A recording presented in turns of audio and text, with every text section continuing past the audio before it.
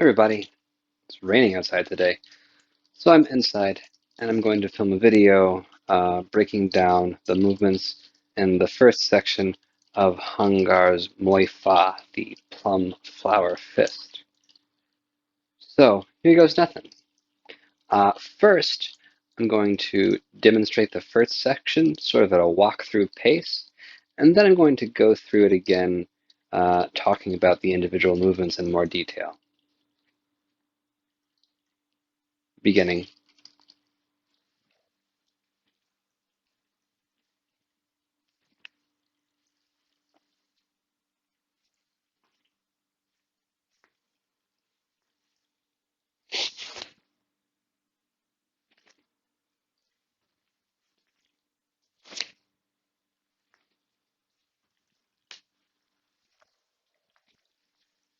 The form gets its name from the shape of a plum blossom, so it goes in 4 directions. First straight ahead, and then this way, then that way, backwards, and then back to the front, and the first section is just the first direction. The first movement is our salute, which I have a separate video on, I think. Basically, you step out into kind of a cross stance with your feet at sort of a 45-degree angle. This is a block, BQ, whatever it is. Step to a horse stance, not a horse stance, rather, a cat punch here, and stepping back. Here's the feet for the first section, the first movement. Stepping out here, stepping through. This is the block hand. Now notice we're not jumping forward yet. We're just kind of staying here. If our hunggar stances are sort of neutral in horse, sort of back in cat, and sort of forward in the bow stance, the introduction of the form is a little bit interesting because we're stepping in, but we're still kind of in our back, stepping back, kind of staying away stance, the cat stance here. It's just to say we are being defensive. At the beginning of the form, somebody is invading our space to be aggressive. We're stepping in, countering. Maybe he's still with us here. So we have to either break his grip or we have to deliver a back fist, which can work one hand or two.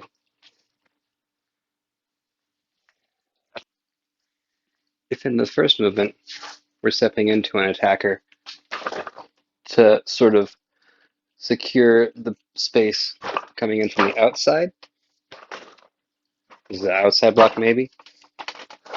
In the second movement of the form, is easy to think about in terms of it kind of being an inside block.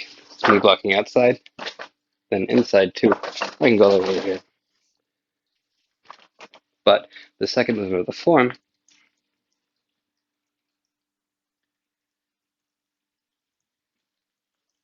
is step out,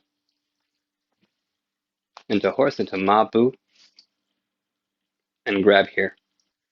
This grab really opens our opponent up for a punch.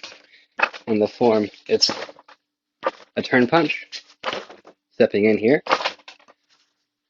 And what the grab does is, A, it stops this hand, and then with the turn punch, it pulls the opponent sort of off of his feet.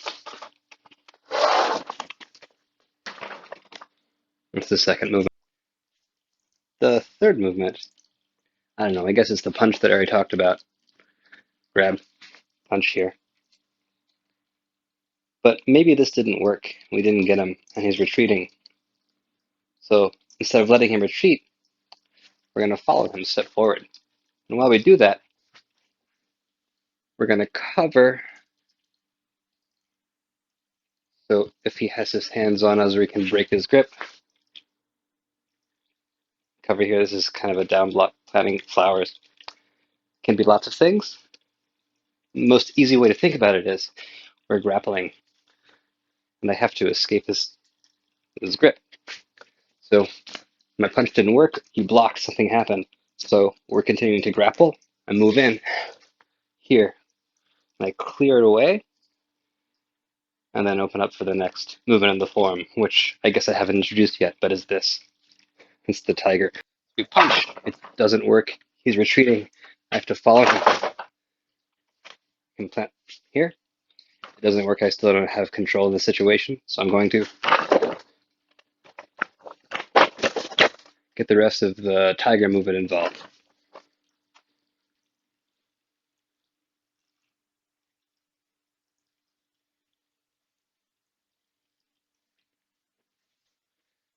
Like this, locking down or going over, and then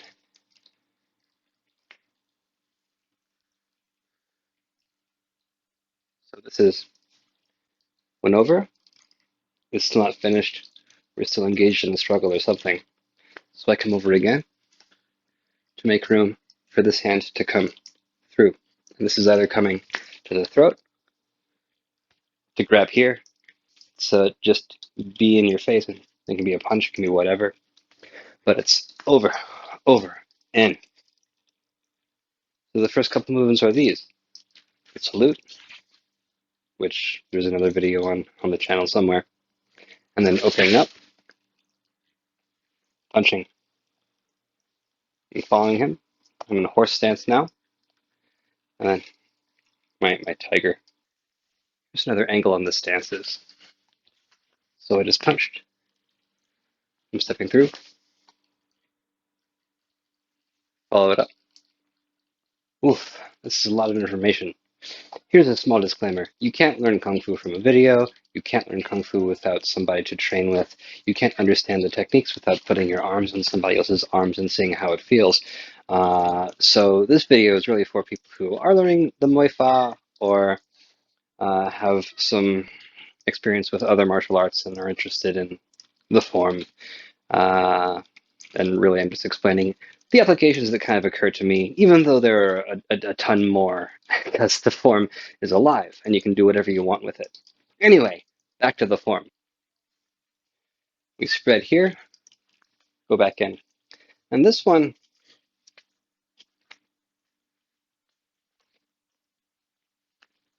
should be a pretty powerful punch.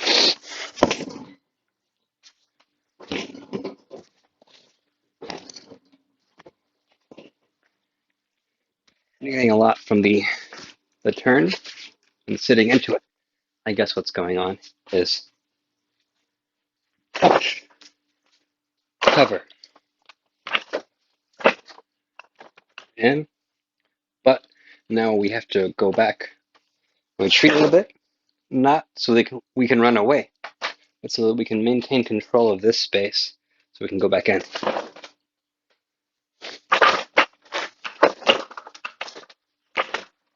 Now it's time for that up and down stuff. So down.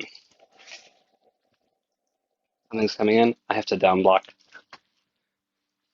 So I'm gonna down and cover. And the feet are like this.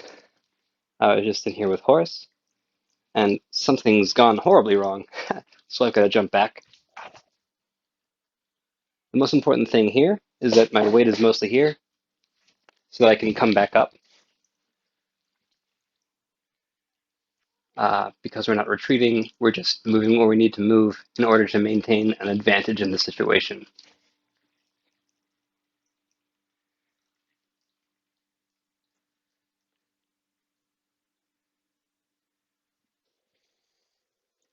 So it's here, back, and then slipping back to horse so that we can. And I like this uppercut a lot. The hands are kind of interesting. We just use our block, and then from where we ended up on the block, we're not going to reset so we can get into our uppercut position or anything like that. We're just going to leave it where it is, come back in. So down, back in. And what this hand does is it's sweeping here to clear anything out, in case there are any arms in the way of this guy who we're trying to uppercut. So people practice this on the dummy like this here, which I guess is fine. But really, It's a threat that starts here maybe. I don't have to go all the way down. I can just go here, go back in. It's whatever you have to do in relationship to the technique that you're countering and what you want to do next with it. But in the form, we're training go all the way down, come all the way up, so all the way down, and then all the way up. Clear, clear, and then deliver a nice up. Oh my God, there's been so much.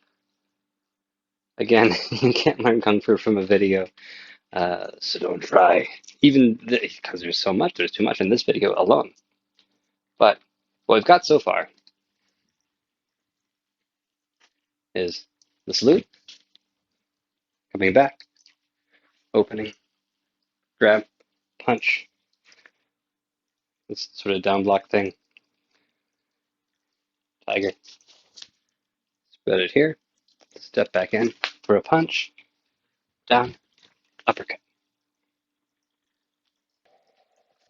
If you've made it that far, the rest of the first section is really simple because it uses some of the same movements with some minor variation. After this, spread again, punch again, down again. But now instead of going into another uppercut, we're going to block up here, stand up, and deliver a sort of front heel kick. And then we punch, and that's the end of the first section. But here's the last bit from this. We punched, down, up, spread, punch, down, up, heel kick. It's great to practice the positions in isolation, of course. And this is hungars. That's how I guess people tend to practice. They go,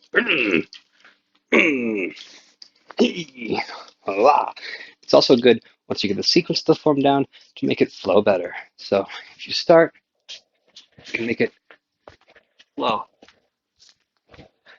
Then you're on your way to making it applicable and kind of more real.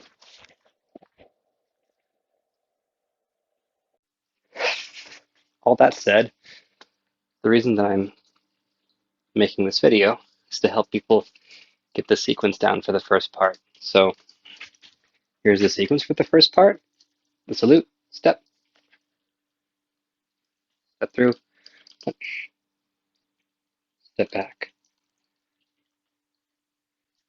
back fists, step out, grab, punch, down block, tiger, be ready to grab, spread, punch, down, uppercut, spread, punch, down, block, heel kick, punch again. And that's all for now.